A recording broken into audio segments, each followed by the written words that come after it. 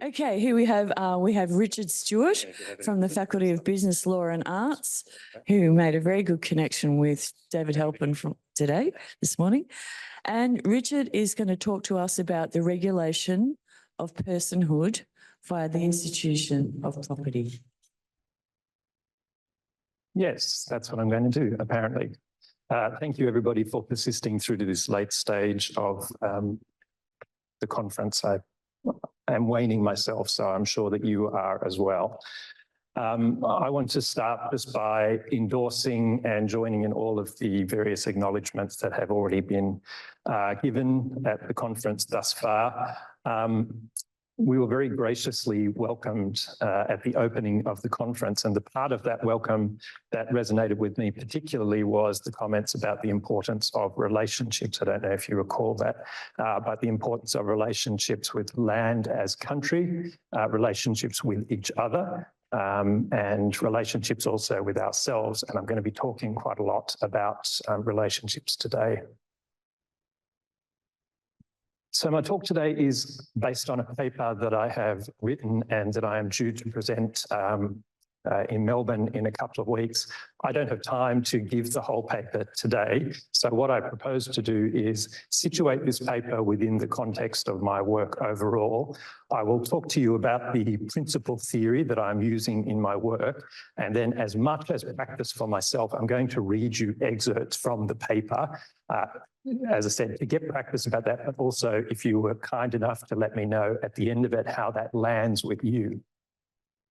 So the paper is called The Regulation of Personhood via the Institution of Property. I was admitted to candidature very late 2019. I'm an external student. I study from Melbourne. My work is in property law theory, so it's very theoretical work. Unlike most of you, I think I don't collect data. My methodology is textual analysis. I do engage in a very broad jurisprudence, though, so I transcend the typical limits of legal research, and I engage with archaeology and anthropology, evolutionary psychology, and behavioural science as well. Principally, what I'm doing in my work is using, applying, and hopefully developing a theory of property called the personhood theory of property, both to understand the nature of property itself, but how it impacts upon human life, and the formation of societies that we together form. In terms of PhD outputs so far, I won't read through them. The ones that I most like, though, are the ones where I've been able to take this very sort of theoretical piece of work and apply it to a real world situation. So I was able to do that 2 times last year. One was to publish an article which responded to a prediction associated with the World Economic Forum that you may be aware of, which was a prediction that by 2030 we would all own nothing and we would be happy.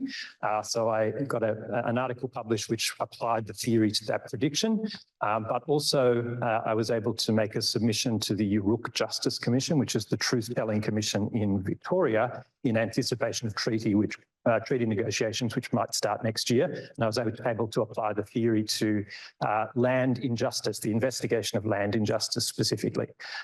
So I think this theory that I'm working on, whilst it is very theoretically dense, it does have real-world application.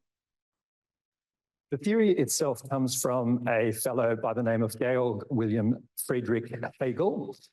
He is associated with the Western philosophical tradition. He was sort of working around late 18th century, early 19th century. He's an idealist associated with German idealism.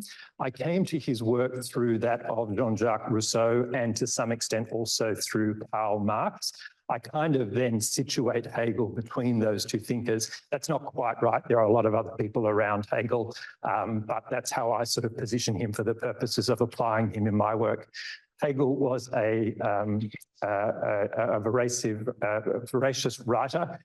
He published a lot of works. The one that I engage with most specifically is the philosophy of right, and that is the work in which he deals with property most explicitly. Hegel was not a property law philosopher, by the way. He was a philosopher in the general sense, but he mentions property in the philosophy of right. Without sort of reading this slide, if I could sort of capture a core element of what Hegel does in his philosophical project generally, he's really concerned with the idea of freedom, with consciousness of freedom and with expression of freedom in the world. He locates freedom in the human condition. For Hegel, he thinks that human persons are first and foremost cognitively located. We exist in our minds first and foremost. But he says we need to actualize in the world to become objectively real, both to ourselves and to other people. And he says that the means that we do that is by relating to and engaging with the physical media of the world. By doing that, we put our own wills into physical things, we take possession of them, and in so doing, we are in a sense taking possession of ourselves. Hegel would say that when we take possession of physical things in those circumstances, that thing becomes property. So this is where property becomes relevant for Hegel. Hegel says that all persons have the right to be persons, and therefore all persons must be assured property. Not merely the right to work to get property, but in order to express the inner beings that we are, we must actualize in the world, and he therefore says that we must have access to property. Hegel doesn't tell us what kind of property we should have, but he does say that his philosophy doesn't require the equal distribution of property, but he does say we must have access to it. So for Hegel, the reasonableness of property consists not in it satisfying our needs, but in it superseding and replacing the subjective phase of personality. He says that it is in possession, first of all, that the person, the inner located person, becomes rational, by which he means real. As a discrete theory of property, it was Margaret Jane Radin who, with a very influential article published in 1982, extracted these ideas from Hegel's philosophy and proposed a discrete theory of property law. Radin did not buy into Hegel's philosophical project, which is much broader than property, but what she did focus on was this idea of the fact that, or of the idea that there is a personal embodiment or self-constitution in physical things with which humans have a relation and behave in physical terms. Of her theory, she proposes that to achieve proper self-development, to be a person, an individual needs some control over the resources in the external environment. The necessary assurance of that control takes the form of property rights. Radin says property law, therefore, should function to make sure that people have the property rights they need to be the persons that they innately are. Radin doesn't tell us what type of property we should have, but she does develop Hegel's ideas a little bit. She gives us a spectrum with which she puts personal property, what she calls personal property at one end, and fungible property at the other. The clearest way I can demonstrate that is to say a lot of First Nations peoples all around the world feel that their identity is very much situated in particular lands. And so if they were to be removed from those lands, they would feel something of themselves has been removed. Contrast that with a $2 coin, which a person could, in typical conditions, part with without affecting sense of self at all. There's always a slide where you can go down a hole. This is the slide for me, so I'm not going to really look at it apart to say that my thesis is structured in three parts. In part one, I tried to really understand the basis for this human-thing relationship, and I relied on a lot of other theories from other disciplines. Evolutionary psychology, Tamsin, you mentioned that earlier, but also a lot of literature and theories from the archaeology and anthropological fields. In part two of my work, I tried to develop Hegel and Radin a bit further by saying, okay, well, if I really think that humans actualize through these human-thing relationships, what things specifically do I propose? And I identified land and nature more broadly as a fundamentally different kind of thing because it is indispensable to our existence, and land is the interface for nature. We are land-dwelling beings. All of our existential means of existence come from the land. So I identified that as a thing with which humans should have an extant relationship. Part 3 of my work, which is where this paper comes from, basically says that if we have these human-thing relationships, if they are the means by which we externalize in the world, and if property law operates to regulate these relationships, really what property law is doing is determining the extent to which we can be human persons. There is some resistance to this theory. It's considered to be quite conservative. Some believe that it perpetuates necessarily classical Western liberal values. Hegel is Eurocentric. To some extent, all of that is true. I think we have enough self-awareness now to correct for those sort of previously apparent blind spots in the research. This theory makes intuitive sense to me when we look around the world around us, and I think this is true of all human societies. We can see very intimate human-thing relationships. Humans are very, very much engaged with the physical environment, and we use it to operate in the world, to be able to do the things that we can cognitively do but could not otherwise physically do. Now, how am I going for time, Alison? 12 minutes. Okay, I can do this in 4 minutes. So I'm going to read parts of this paper. It's going to be a little bit disjointed because I've selected the parts that I thought would land with you. So, but this is literally the paper that I'll be presenting in a couple of weeks, and in turn, it comes from my thesis. Convicts don't own property. This is what Alexander Petrovich, the protagonist of Fyodor Dostoevsky's novel, The House of the Dead, tells us pointedly. Alexander, the literary avatar of Dostoevsky himself, endures death in a Siberian prison. It was not a death of his physical person, but of something within him, some part of his inner being which drained from him during the period of his incarceration. I suggest that it was his personhood. This phenomenon is not just the stuff of great novels. Viktor Frankl, a medical doctor at the time he was sent to a Nazi concentration camp, described the typical second phase of the reaction to imprisonment as a kind of emotional death. A consequence, Frankl observed, was that the incarcerated, from whom all possessions were removed, lost all feeling of being an individual, a being with a mind, with inner freedom and personal value. His existence descended to the level of an animal. In so holding, there is a resonance of Dostoevsky, who has his principal character say that without normal possessions, a man cannot live. He grows depraved. He turns into an animal. Applying the personhood theory of property, I've argued that physical things of the world for which humans have a predilection are the means by which the human person moves into the world and thereupon becomes objectively real. This movement is as fundamental to personhood as weight is to bodies.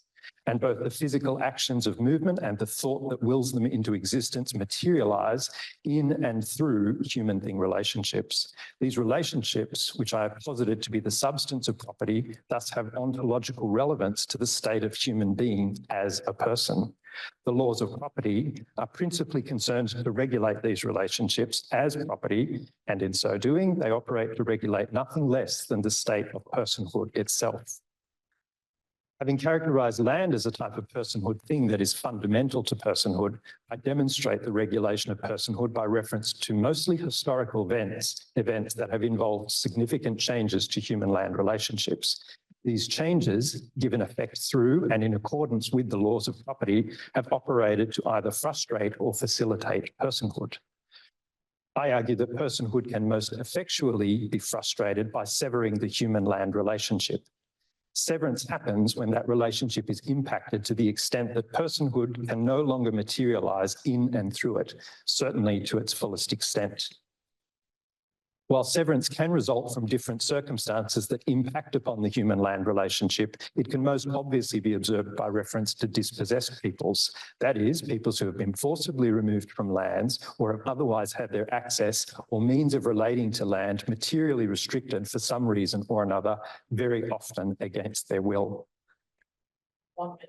Thank you. The loss that is occasioned by severance of the human-land relationship has far-reaching implications for personhood. In Progress and Poverty, first published in 1879, Henry George claimed that the man who is taken away from all that belongs to land is but a disembodied spirit. The spirit to which George referred is the inner being, the person, and its disembodiment may well be experienced as an emotional death of the kind described by Frankl. This is the injury with which severance from the land is implicated. It is an injury that frustrates personhood, perhaps even to the point of its negation. The injury done to Australia's First Nations peoples as a result of dispossession was as cruel as any before it. It was known early that the coercive order of law could inflict a most effectual punishment on First Nations peoples by using it to send them far away from the places they felt a degree of security and pleasure they could experience nowhere else in the world. When the law was so used to move them from their sacred lands, it reduced First Peoples to a state of being like a derelict ship whose spiritual anchors had been slipped.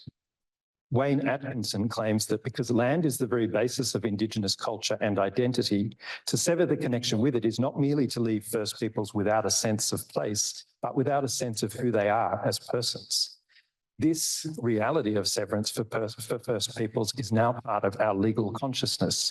In the decision of the High Court of Australia in Love and the Commonwealth, Justice Nettle's reasoning took account of Mick Dodson's claim that severance from the lands with which First Peoples are inextricably interwoven has the effect of removing them quite literally from themselves.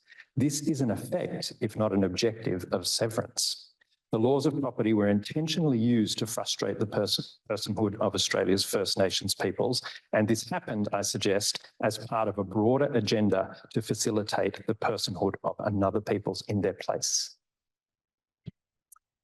That's the end of the sort of extracts that I'll read from you and from my presentation.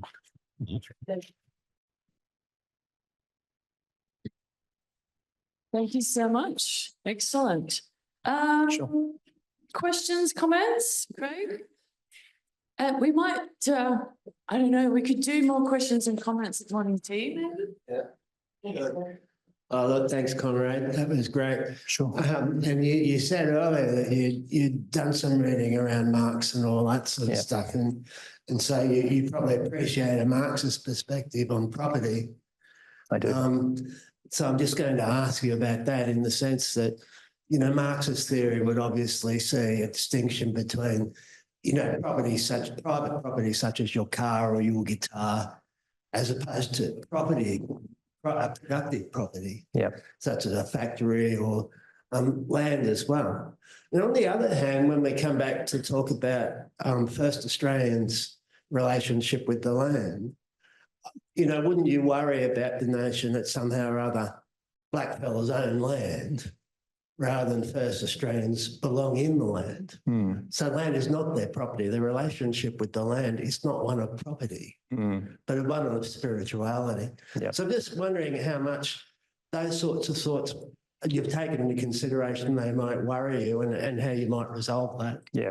So the first thing on Marx, as I said, I started to read Marx probably even before I really engaged with Hegel. One of the first things that became apparent to me when I was reading Marx is there's almost two versions of Marx. There's early Marx, where he was concerned mostly with the theory of estrangement or alienation, and then that developed into informing his theory about exploitation. The early Marx in particular does not have a hard line on property per se. He does conceive of situations where people do need property. So he talks about peasant farmers, etc., that have access to small plots of land. But you're right, he does say that assets that and things as property that are capital assets are very problematic.